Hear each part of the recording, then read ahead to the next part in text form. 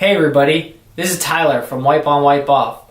Today we're going to take a journey on our very first Understanding Your Business episode. These episodes are going to be brought to you once a month with our monthly newsletters.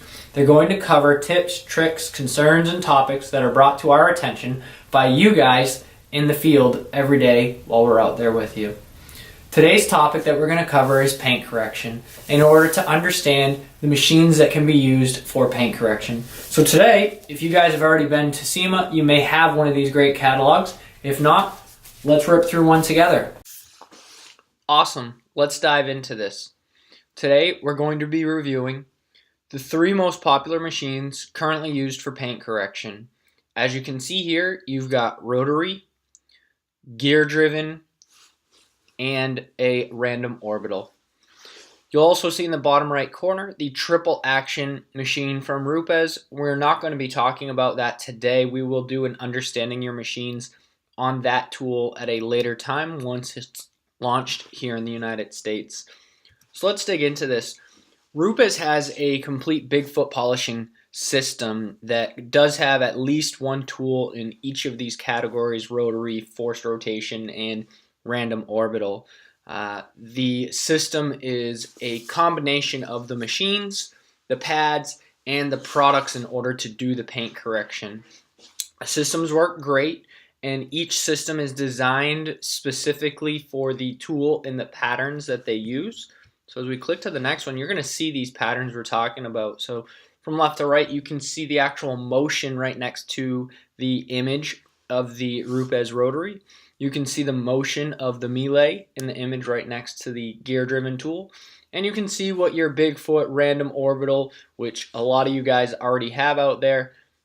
And with these motions, you're going to be able to see that each of them are manipulating and working the paint differently, which are going to give you different cutting capabilities and clear coat removal capabilities, and also different finishing capabilities. And that's going to be your largest difference between all of the tools. You do want to know which one is the right fit for you in order to get the results you're looking for. Different scenarios will call for different results. So I'm not going to just rip through what we have here right in the catalog. You can very easily pause the slide and read everything that we have here. Let's begin by talking about rotary polishers. Here we have the Bigfoot LH19E. And this rotary polisher is going to be spinning on its axis, meaning if you look at the motion chart in the center of the left page, you'll see there's a black dot. That black dot is the center of the pad that everything is going to be moving around. In the center of the pad, you're going to be moving very, very slow, and as you move out to the edge of the pad, everything will be moving faster. Spinning on that axis means you're going a very invasive and quick paint removal or clear coat leveling, which is great if you're trying to remove defects at a very fast rate. It also is done with a forced rotation, meaning as you get close to antennas, door handles, mirrors, or other curves in the body panel, your machine is not really going to slow down or stop by any means. It's going to continue to muscle its way through the work.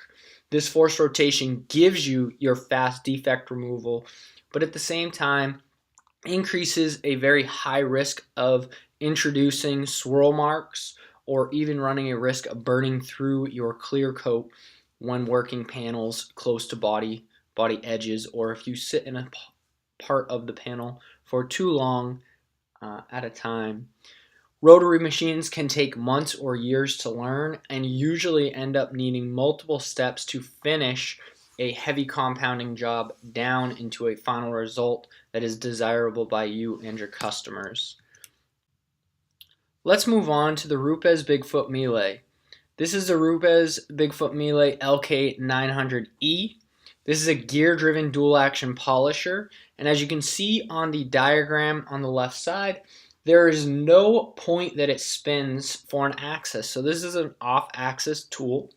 It does offer an orbit and a rotary motion into the motion of the tool.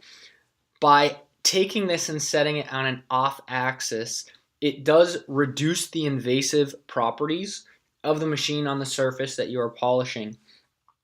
It is still gear driven and has a forced rotation, which means as you come to antennas, mirrors, door handles, certain parts of the body panel, it's not going to slow down. It is going to continue to muscle through the work that you're putting it through, meaning it's going to have a moderate level of paint defect removal. It is not going to be as aggressive as a tool spinning on an axis, but by reducing that aggressiveness, you're also reducing your risk of swirls and your risks of burning through the paint. This tool, compared to a rotary tool, may take you only weeks or months to learn.